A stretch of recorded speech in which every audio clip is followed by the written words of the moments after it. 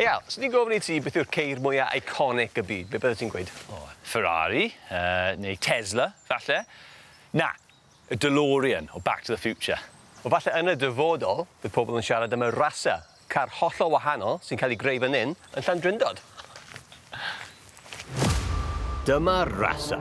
Mae'n pwyso 580 kg yn unig ac yn gallu mynd o 0 I 60 milltir yr awr mewn 10 eiliad. Ond nid car cyffredin yw hwn. Waw! Mae fe'n edrych fel car mas o James Bond neu rhywbeth. Ydy, mae fe'n edrych yn cool, ond nid dyna'r peth gorau am y car yma. Mae'r car yma yn rhedeg ar hydrogen. Rhys, ti yn cofio'r holl arbrofion ni wedi wneud gyda hydrogen yn y gorffennol, ie?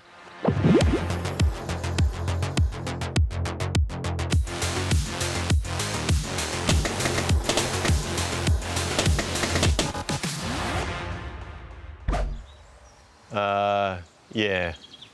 Wy'n siŵr bod e'n ffain. Ewn ni ffynd o mas, ie? Ie. Dyma Hugo. Fe yw'r brainstorm i'r car rasa. Roedd e arfer cynllunio ac adeiladu ceir rasio, ond nawr yn canolbwyntio ar brosiectau sy'n well i'r amgylchedd. Hi Hugo. Hello, Aled and Rhys. This all looks really amazing and cool. How does the car actually work? Well, this is an electric car. This is an electric motor. There's one in each wheel, but it has no batteries. In fact, instead of having a lot of batteries to store the energy, we store a lot of energy in a hydrogen tank here. What are the advantages of this car over a regular electric car? You don't have the long time to charge. It's as quick to refuel as a petrol car. Can we go for a spin? Of course, yes. Delighted. Reit, amser I danio'r injan. Mae'r car yma'n gweithio mewn ffordd gwahanol I geir eraill. Does dim gears, felly mae'n rili hawdd I wyru. Yn hytrach na batri, mae rasa yn defnyddio cell tanwydd. Technoleg gafodd ei ddyfeisio gan Sir William Grove o Abertawe bron I 200 mlynedd yn ôl, a wedyn cafodd ei ddatblygu gan NASA. A rhywbeth arall yn hygol am y car, pan chi'n gwasgu'r brecs, mae'r egni kinetic bydd yn cael ei golli ar y ffordd gan gar arferol yn cael ei arall gyfeirio I beiriant y car a'i droi nôl yn drydan.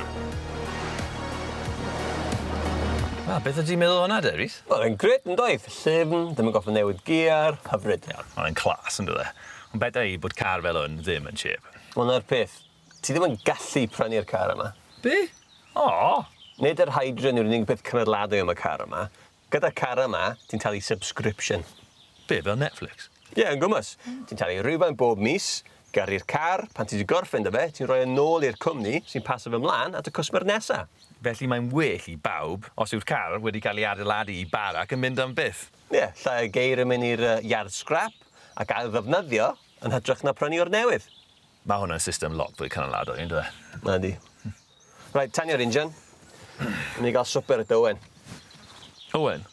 Ie, mrawd I Owen. Ie, mrawd I fyd. Ie, mrawd I gynta. Ble chi'n mynd? O, sema, pizza, siwr o fod. Pwy fath o toppings? Pepperoni.